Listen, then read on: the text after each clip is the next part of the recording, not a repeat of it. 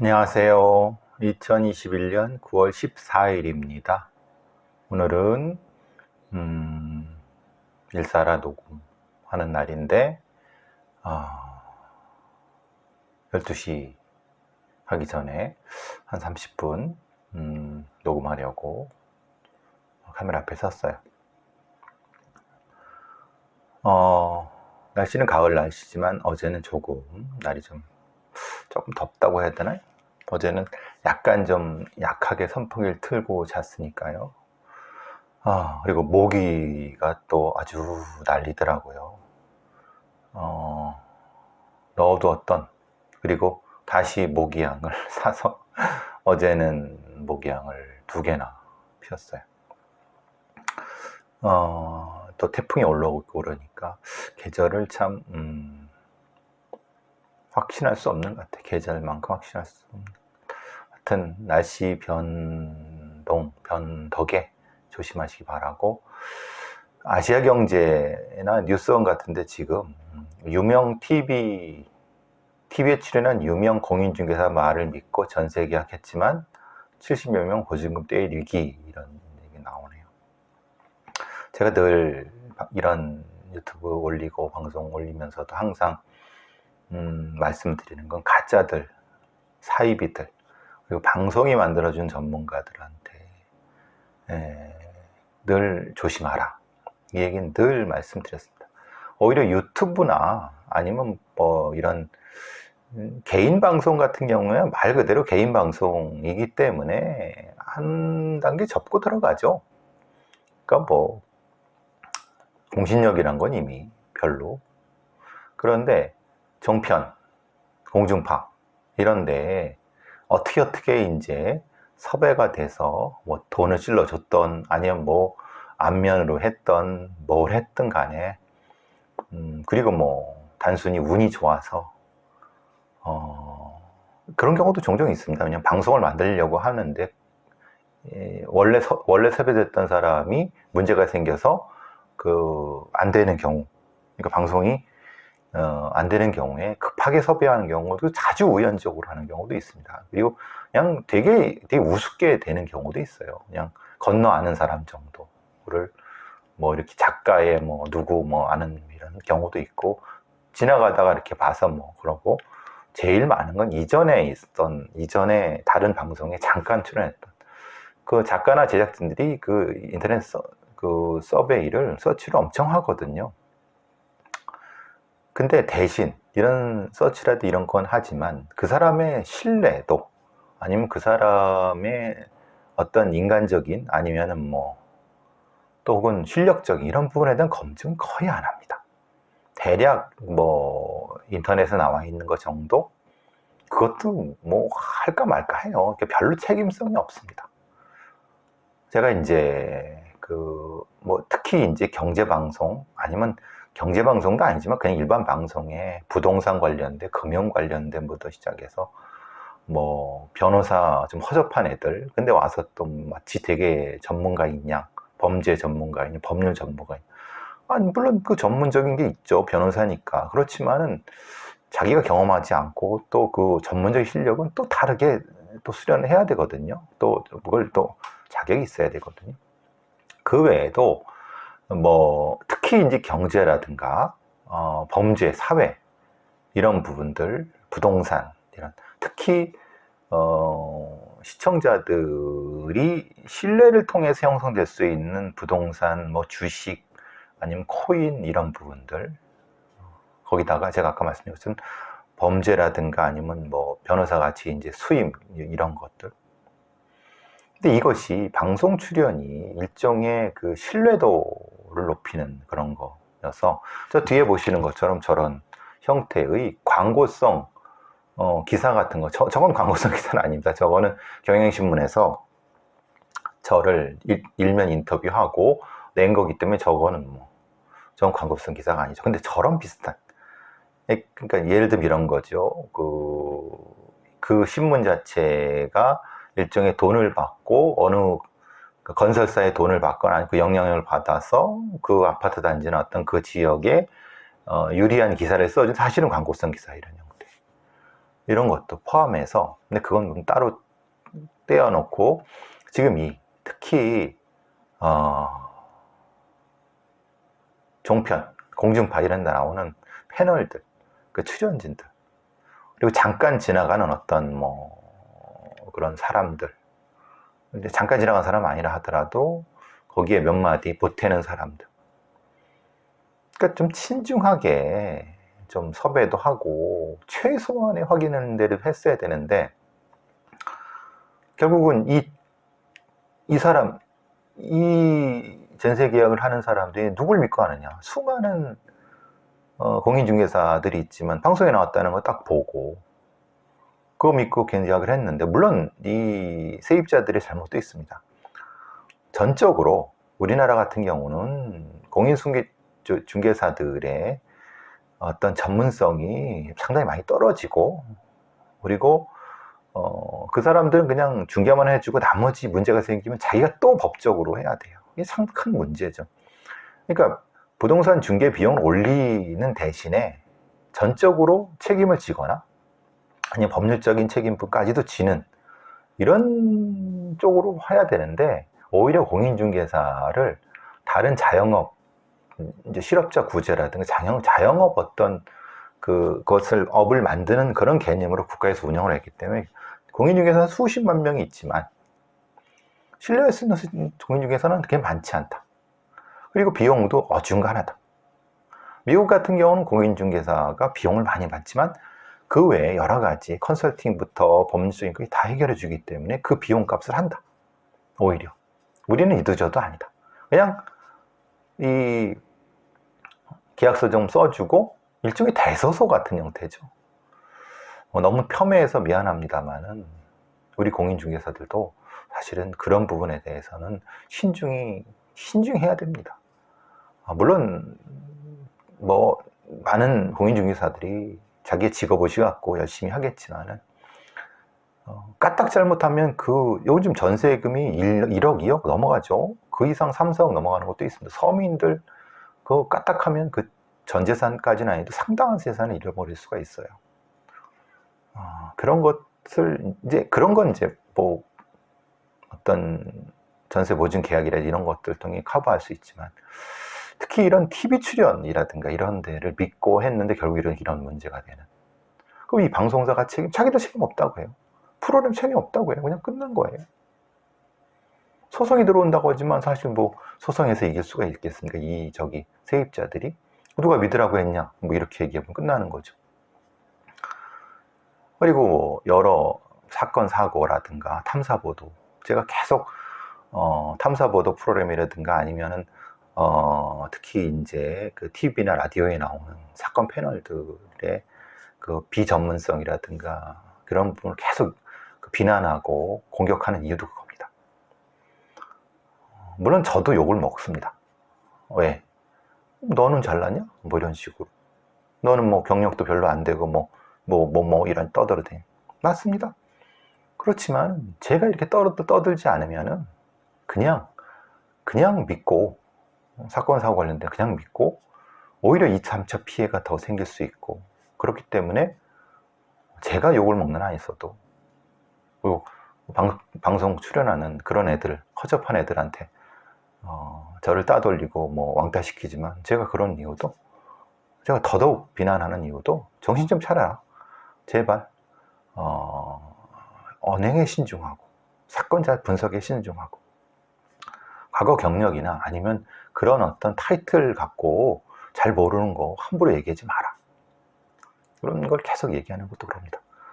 언론이 만들어준 전문성이라는 것은 허상입니다. 그것을 교차 검증할 수 있는 방법도 없어요. 왜냐하면 교차 검증하자면은 뭐 언론을 탄압한다고 그러고 언론에 간섭한다고 해버리니까 결국은 시청자와의 어떤 정확한 아니면은 뭐 객관적인 판단, 그리고 그것을 도와줄 수 있는 교차 검증. 그러니까 전자는 사실 쉽지 않다는 뜻도, 후자, 교차 검증, 이런 거 꼭 하셔야 됩니다. 그리고 TV에 나오는 무슨 전문가, 무슨 뭐 부동산이든 코인이든 뭐 주식이든 이런, 그리고 뭐 어떤 범죄의 무슨 전문가라고 하는 이런 범죄했던 사건 사건이든 어떤 법률이든 관련된 한 번은 기본적으로 접고 들어가야 됩니다. 그러니까 비판적인 자세를 가지고 하셔야 됩니다. 특히 이제 제가 가장 문제 삼는 것이 경제, 부동산, 주식 같은 거, 그리고 사건, 사고 부분들, 이런 부분들 아주 조심하시기 바랍니다. 큰 재산상의 피해라든가 아니면은 도덕상의 피해, 범죄 사건, 사고가 될 수가 있습니다. 저도 항상 저 자신의 판단력과 언행에 대해서 스스로 가려서 삼가는 자세를 항상 가지도록 하겠습니다. 어쨌든 조심하세요.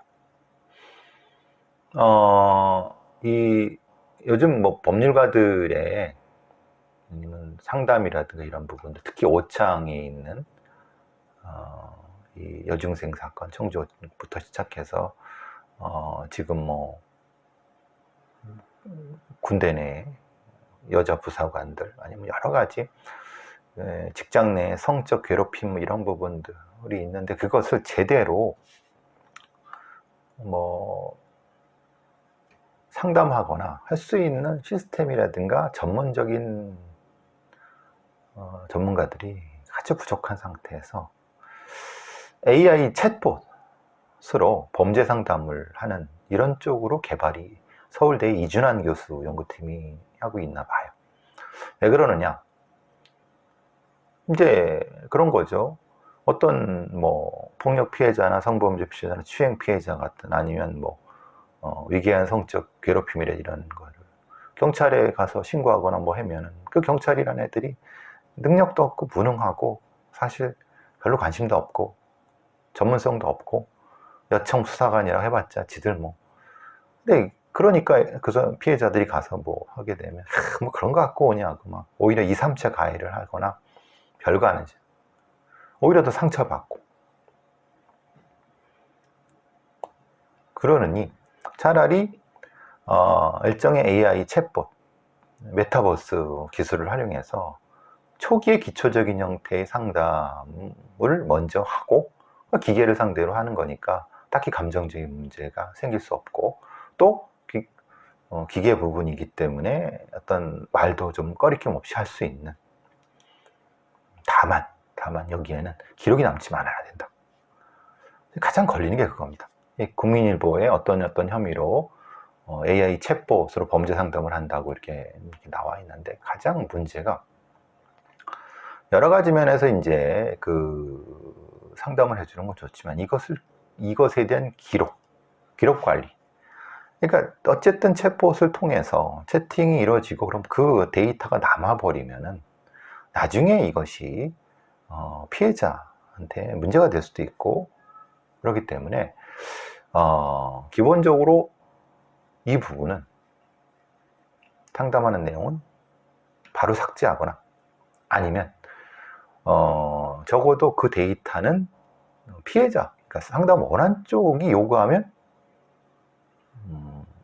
피해자 쪽만 다운받아서 가져갈 수 있게끔, 대신 그 부분에 대한 명확히 어떤 제3자의 법률적인 책임을 면제한다든가, 그걸 가지고 이제 다른 어떤 전문적인 상담, 2차 상담이 가능하도록 하는 이런 부분들에 대한 디테일한 부분이 있어야 돼요. 지금 이것만 가지고는 사실은 이건 이제 현실화시키기가 쉽지 않습니다. 그러니까 단순하게 아니 뭐 AI 챗봇 상담하면 되지 뭐라고 하는데, 만약에 그 AI 챗봇이 인공지능이 잘못 상담을 했다. 그럴 경우 그에 대한 책임은 누가 지느냐? AI를 만든 쪽이 지느냐? 그러니까 이것을 1차 상담을 하고 2차 상담할 때 그 내용에 대한 어떤 것이라든가 전문성 책임, 이런 문제들을 명확히 구분을 해야 된다. 오죽 이렇게 그 관련된 전문가라든가 아니면 이 담당하는 경찰이라든가 아니면 상담 시스템이 엉망이면은, 어제 제가 대전에 있는 그 청소년 상담의 그 내부 폭력 문제도 말씀드린 것처럼 그런 어떤 전문적인 인력을 양성하고 전문적으로 운영하는데 그렇게 엉망으로 위탁을 주고 막 그렇게 엉망개판이죠. 그렇게 하면 안 되거든요.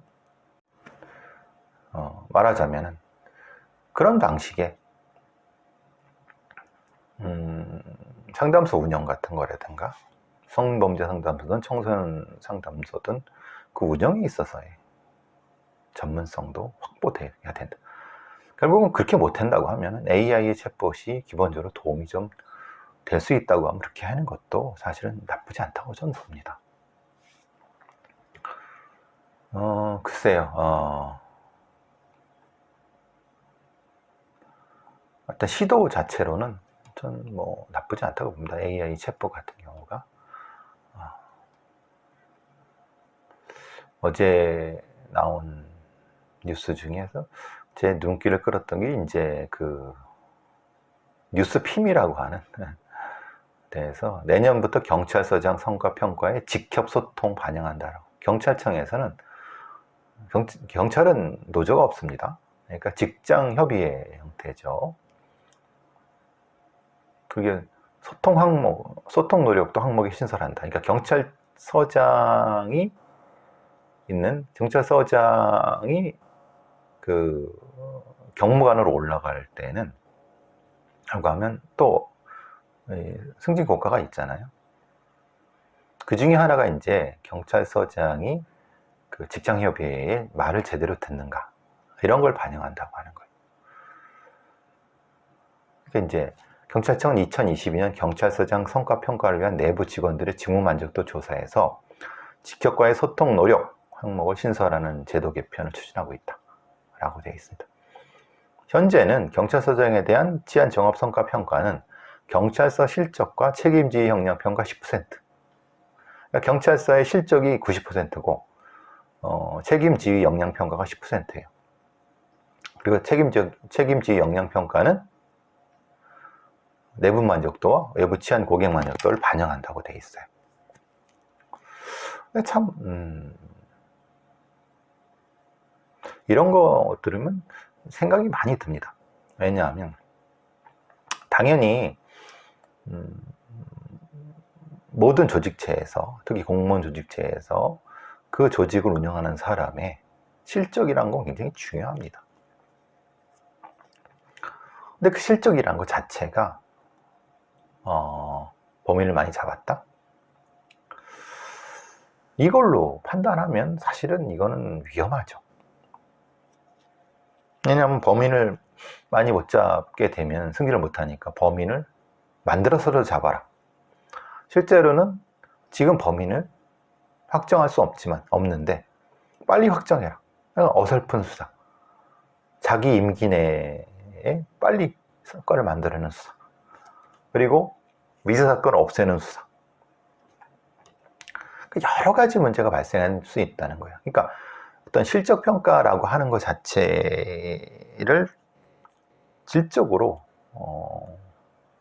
이제 확실히 아니면 엄격하게 객관적으로 하려고 하면은 지금처럼 그냥 양적 실적으로 하는 거. 그러니까 예를 들면 이런 거죠. 살인범 몇 명 잡고 어떤 재범률 맺히고 뭐 범죄율이 얼마고 이런 것들. 근데 그건 얼마든지 조작할 수 있다. 그리고 이런 실적이라는 것 자체가 결국은 외부에 있는 객관적인 평가를 통해서 이루어지지 않는다고 하면은 사실 경찰서장들이 대부분 경찰대 출신 애들이고 경찰대 출신 애들이 그런 뭐 인사위원회 같은 데에 자기들의 우호적인 애를 두면은 그러니까 경찰대 출신 애들이 대부분 경무관으로 가는 거 아니냐. 결국은 핵심 포인트는 지들끼리 밀어주고 끌어주는데. 그러니까 여러 가지. 물론 당연히 그 경감까지는 뭐 그렇다고 쳐도 적어도 핵심적인 경찰서의 과장이나 뭐 과장까지는 아니다.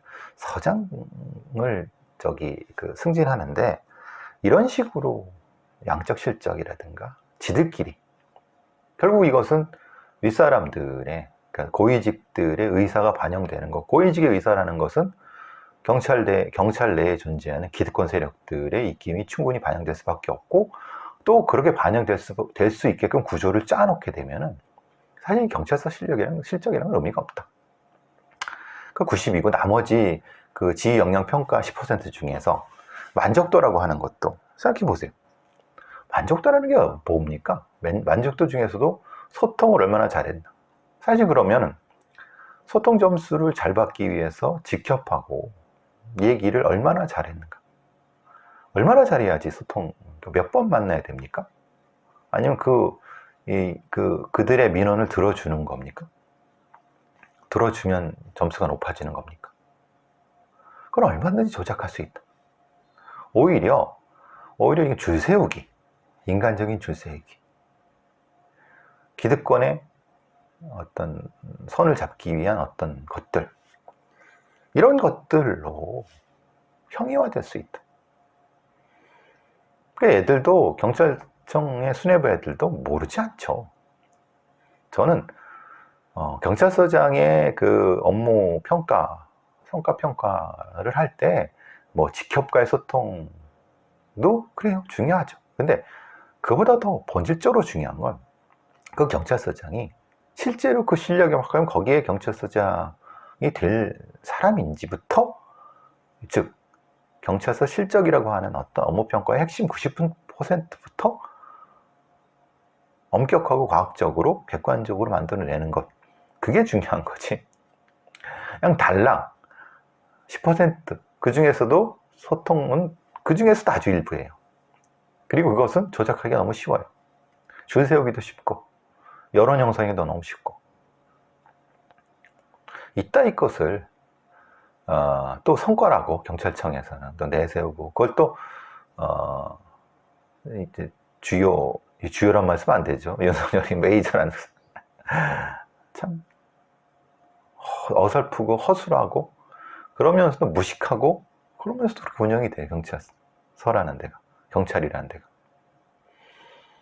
이게 그럴 필요 없이, 왜, 그게 결국 뭡니까? 경찰서장이 직협하고 소통을 안 한다는 거 아닙니까? 이 얘기는 니들 떠들어라, 나는 안 한다. 근데 직협이라고 하는 것이 사실은 소수밖에 없고, 또 노조가 따로 있습니다. 일반직 노조.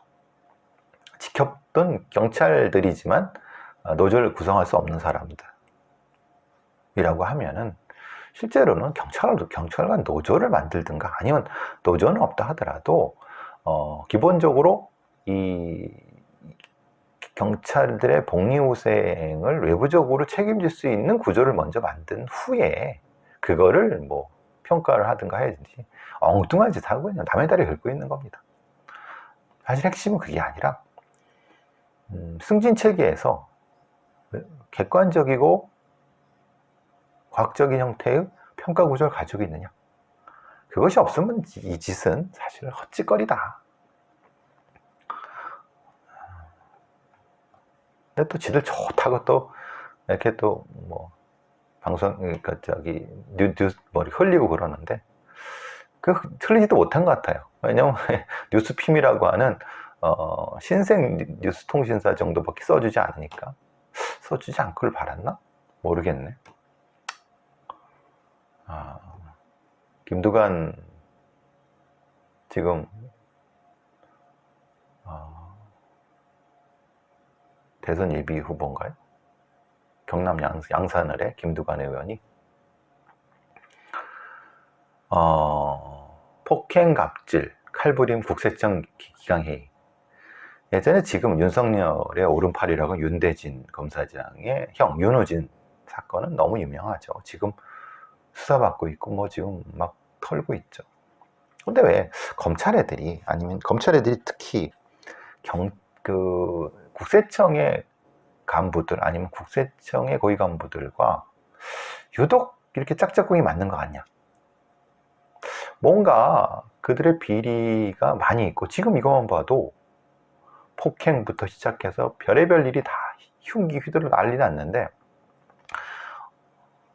국세청 내부, 세무서 내부의 내부 감찰 구조는 왜 이렇게 개판이냐? 그리고 그것을 문제를 제기하고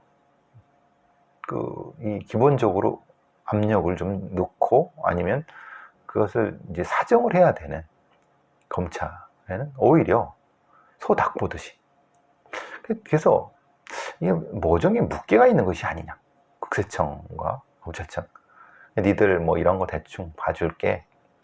사실은 여러 가지 면에서 우리 검찰청 좀 도와줘. 뭐 명목상, 그러니까 대놓고 못하지만 알게 모르게, 왜 지금 윤호준이라는 애는 그 대검 업무를 하면서 검찰에 있는 여러 검사들과 볼 붙이러 다니고 술 마시러 다니고 무슨 뭐 별의별 다 하는데도 잡혀 들어가지도 않아. 이제야 겨우 수사를 받고 있어. 그러면은 이게 무슨 문제일까? 그러니까 세무공무원들에 대한 내부 감찰은 왜 이렇게 안 되고 있는가? 세무공무원에 대한 내부 감찰 시스템이 제대로 작동하나? 하긴 경찰도 안 하고 검찰도 안 하는데 세무공무원 국세청한테 하라고 하는 것도 되게 우습죠. 근데 좀 너무 이상해요. 근데 아무도 정치인들 이런 얘기 안 해요. 김두관이니까 하겠죠. 왜? 세금 얻어맞고 국세청이랑 척지는 건 별로 안 좋죠. 정치인들이. 어쨌든 디지털 성범죄 위장수사법이 통과돼서 아동청소년 아청법에는 규정이 되어 있는데, 근데 성인 엠번방에는 안 통한다. 분명히 신분 위장수사는 가능하게 됐어요. 그런데 그래서 경찰청에서는 위장수사관, 디지털 성범죄 위장수사관 40명을 교육을 진행했다고 했고, 제가 또 한 2주 전인가 이거 방송한 적이 있을 거예요. 근데 실제로는 그렇게 효과적이지 않다. 미국 국토안보부의 위장수사 제도 기법, 뭐 디지털 성범죄 추적 실습 이런 것들 여러 가지를 하고 있지만, 이게 실제로 실효성이 있을까? 오히려 아청법에만 돼 있으니까, 그럼 그러니까 성인이랑 아동 대상의 범죄가 혼조되어 있는 범죄는 어떻게 할 것이냐. 그러니 차라리 성인 범죄의 경우에도 충분히 위장수사가 가능하도록 하되 엄격하게 관리를 한대. 관리의 주체는 경찰에서 하는 경우라고 하면은 법원에서 관리를 못한다고 하면은 고등법원 같은데 엄격한 제한 규정을 둬서, 관리 규제를 둬서, 그러니까 고등법원의 어느 쪽이랑 고등법원 판사, 아니면 제가 늘 국가과학수사네, 국무총리실의 국가과학수사위원회, 그러니까 책임 부서가 되든 사법부의 서울 고등법원이 되든 이렇게 해서 관리를 하지 않으면, 이게 지금 좀 애매해요. 어설퍼요. 축법도 안 될 것 같아요. 그러다가 관리가 안 되면 엉뚱한 놈이, 즉 위장수사 한답시고 지가 범죄하고 돌아다니는 놈들도 생길 수도 있어요. 이런 어떤 관리 규정 어떻게 할 건가? 이게 지금 잘 안 된 것 같아요. 일단 한번 운영을 해보겠지만은 그게 제일 걸려요. 확실한 운영 주체라든가 권한의 문제, 사후 처리의 문제. 그럼 이 위장수사관이 자기 업무를 끝내고 다른 데로 옮겼을 때 그 위장수사관의 신분 이런 건 어떻게 보장되나? 이런 부분들 말이에요.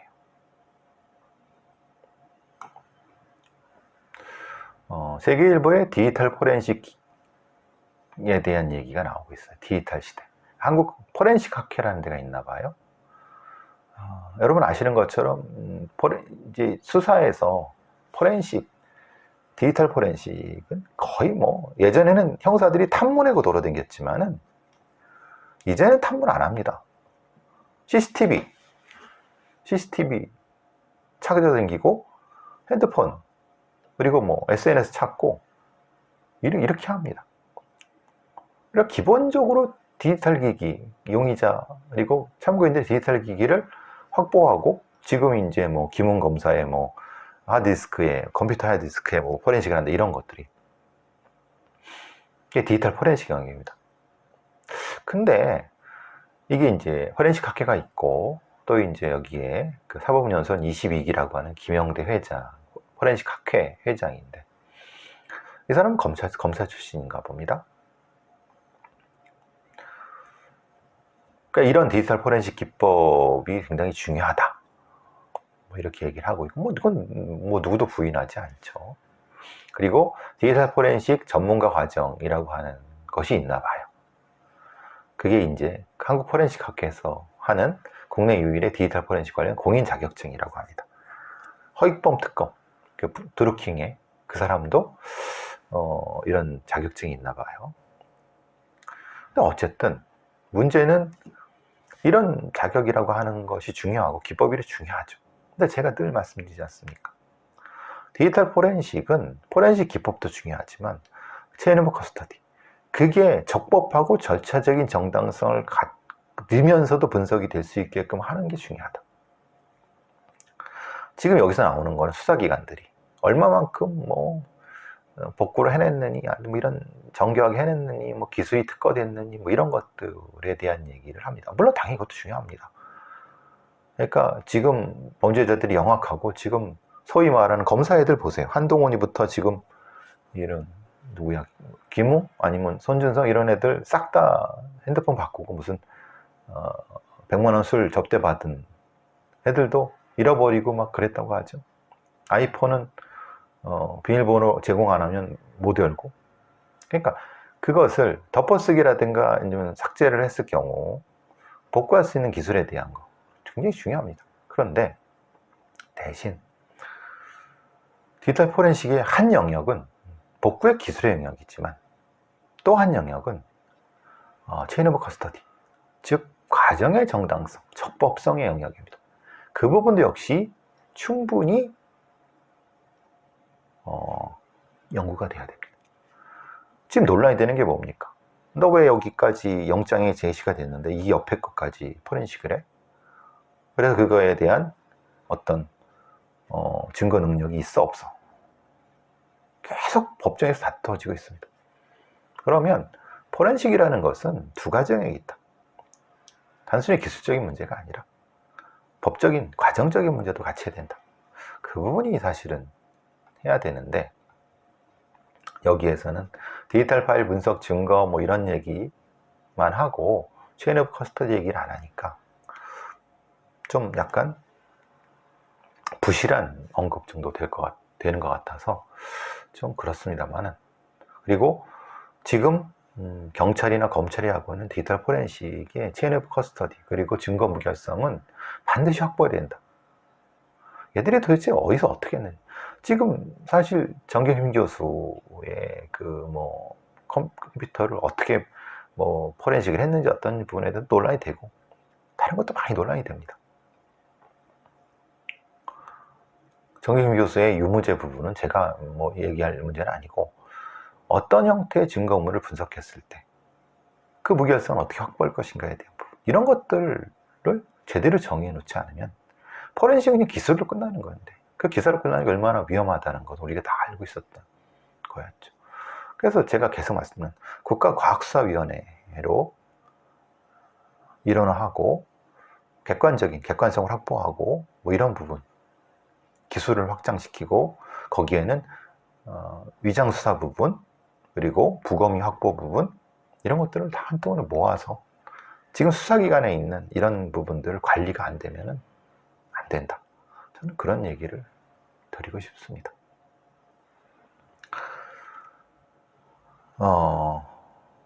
몇 시간 넘었네요. 중간에 잠깐 멈춰서 이것도 통합해야 돼서 오늘 여기까지 하도록 하고, 요즘 백신 후유증이 조금 있어서 뻐근하긴 한데 그래도 많이 좋아졌어요. 여러분도 백신 1차든 2차 맞은 다음에 충분히 쉬시고 그렇게 하고 조금이라도 문제가 있으면 바로 병원에 가서 진찰 받으시기 바랍니다. 지금 뭐 청와대 국민청원에 여러 그런 사례들이 많이 올라와 있어요. 근데 관련성이 없는 경우가 더 많지만 혹시 모르죠. 자, 오늘 여기까지 하도록 하고 오늘 밤에 막장난장 토론 네, 뵙도록 할게요.